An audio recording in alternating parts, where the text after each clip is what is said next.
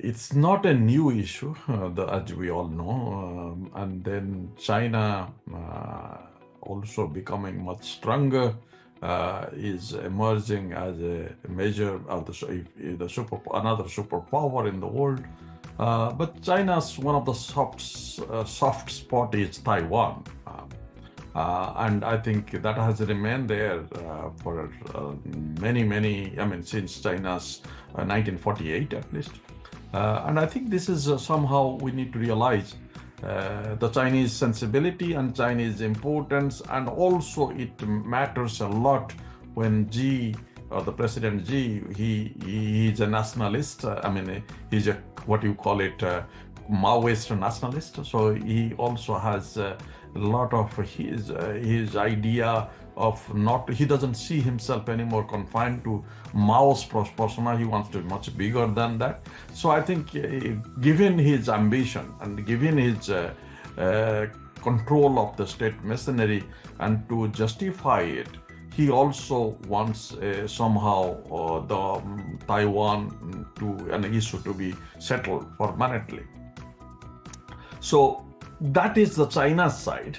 China is important, but at least we also need to look at it what is happening internationally, because internationally, though US and most of the European countries, Japan, India, everyone, you name it, they have accepted one China policy or of some sort.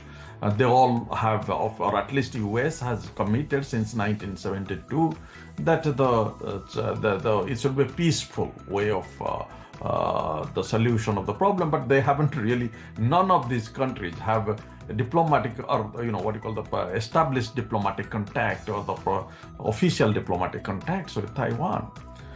So given that, we also need to see what the global situation, global politics has changed dramatically in the last couple of months. This is a way that the way Ukraine issue is being handled by, particularly by the United States, and the way US and Europe are in a very different position of how the sovereignty of a country, or the idea of a country, and how the the accusation, or what you call this, taking over or occupying others' country, is should be seen by the international community, and particularly the Western powers, has changed dramatically. And I think that gives a certain comfort level to Xi, that if he decides to do a military action on Taiwan, the world is not going to make much difference, because the US, particularly with its position in the Ukraine, and particularly with the kind of leadership US has now with the Trump, it might be, he might feel very sufficiently comfortable that nothing will happen from the US side. Saying that, I'm not saying that Xi will go for the military occupation, because there are other reasons, but it is a perfect moment if he wants to strike. I think China has, of course, overwhelming superiority in the both army as well as naval force and the air power. There is no doubt about that. And then naval force wise, even China has more boats, or the naval boats rather, the ships, compared to United States now. So now China is expanding its naval forces in a big way. China has three also, aircraft carriers. So those are the things. But I think there is, if there is the overwhelming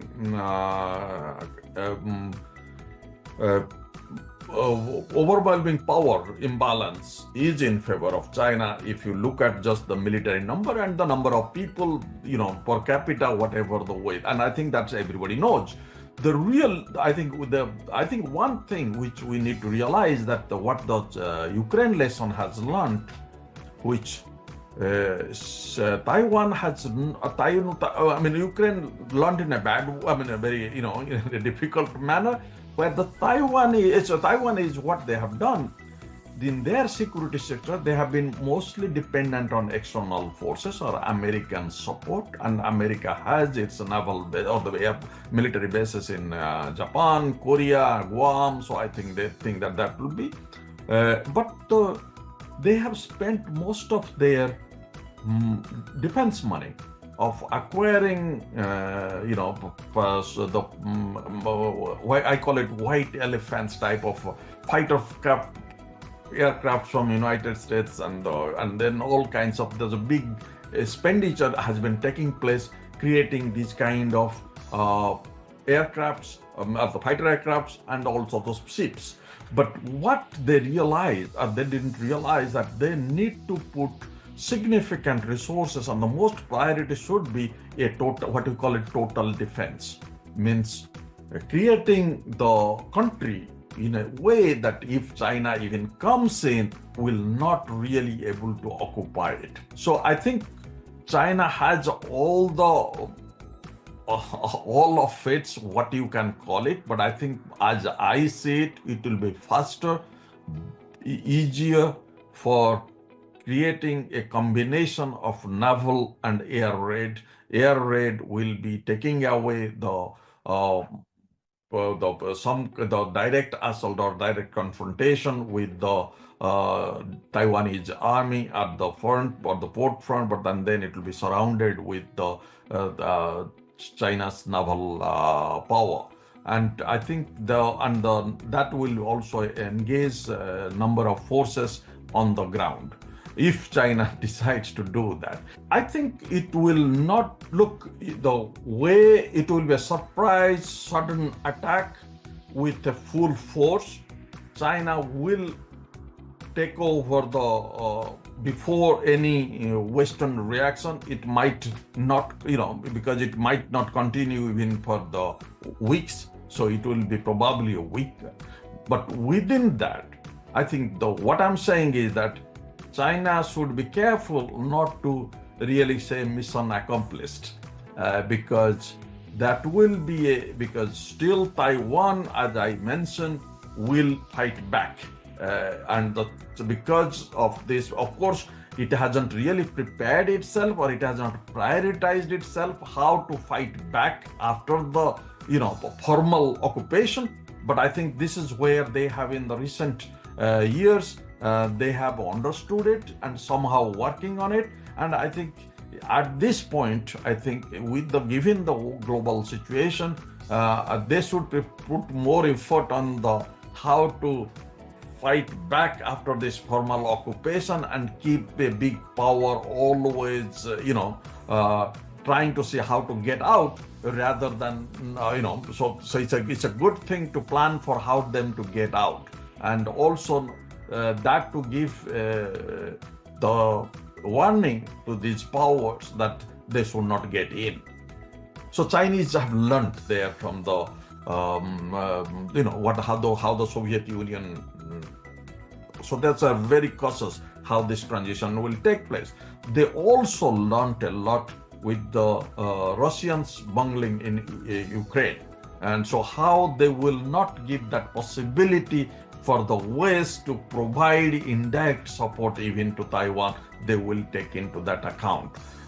Saying that, I think it's a somehow, but also China became much stronger with the Russia's attack on Ukraine, and because Russia was another kind of threat to China, and the West could have played Russia vis-a-vis China, but then Russia and China came together very closely with the Ukraine war, and Russia became completely dependent on, or mostly dependent on China on many issues, and also plays the second fiddle. So I think this is somehow now in the power equation in the non-Western front, it's a very clear, it's a China number one and Russia number two.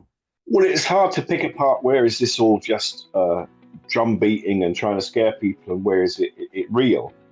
What we do know is that China hasn't had international combat experience for many decades. So it's got a big army, but they never actually fought. The British Army, French Army, American armies have all fought recently. Some are still fighting, right? So I think that's a big problem. China can talk about combat, but we don't know really what it looks like because we've got no experience since the late 70s. I think the second thing is if you kind of think of this fierce language, well, it is only words. It's a war of words at the moment. What an invasion or an attack on Taiwan would mean is huge. I mean, it would be something, an amphibious landing on an island hasn't been tried since the Second World War and the D-Day landings. And that was straightforward compared to what we're talking about across a bigger stretch of water. By a kind of force that will be trying to take an island of 23 million people who are well armed, and who it wouldn't be easy. It would be shattering. On top of that, you've got all the economic problems because of the importance of Taiwan for semiconductors. And then finally, you've got the fact that this moment when China did this would be fracturing the whole geopolitics of the world. You'd have a new world where China would be facing the West as really an actual enemy rather than just a country that people say is a bit of a threat or a problem. I think it's unlikely that China will do anything unless it's absolutely pushed into a corner. I think it knows how colossal the challenge is, and therefore when people talk about invasion by 2027, well, I think it's unlikely still. What could force its hand is if America were suddenly to say, right, we recognize Taiwan independence, or we want to put an embassy in Taipei, the capital of Taiwan, or if Taiwan itself was to say, we want to be independent, we're going to call ourselves an independent state now, then we cross a red line and China will do something. It might be blockades, it might be something more. It has a lot of options. But I think in the short to medium term, I don't think it's going to do anything dramatic.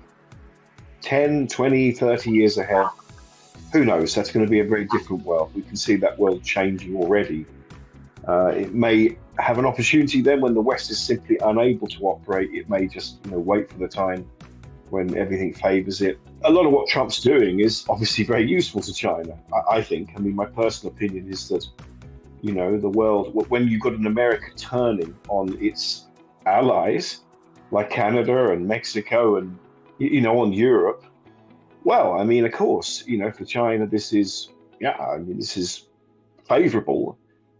But actually, I think the problem really is it's so favorable that it's becoming a problem.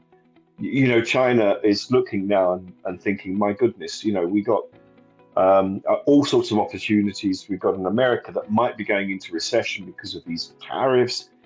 We got all these countries who are suddenly saying, well, we don't particularly like China, but at least it's predictable, whereas America is very unpredictable. This is very, very unexpected geopolitics. Now, I think for China, there are big opportunities for sure, but it is not used to sort of going out in the lead and taking, proactive positions. It tends to be very defensive. It tends to sort of really want others to sort of go ahead and, kind of follow them. I don't think it's really interested in having a big proactive leadership position, particularly if there's a price tag. And I don't think China wants to pay big amounts of money for the security of others, which is in a sense what America has been doing in the last few decades. So this is an opportunity for China. I accept that. But I think it's almost too big an opportunity. It's like, in a game of football, when you see the goal wide open, you get so kind of, overwhelmed, you boot the ball and you miss it. I think China's got a wide open goal. It's kind of thinking, okay, there's something, is this a stitch up or something? I think that's probably going to be the big problem for China. It's going to get very, very suspicious and nervous and think, wow, this is too good to be true, and then might fluff its big charm.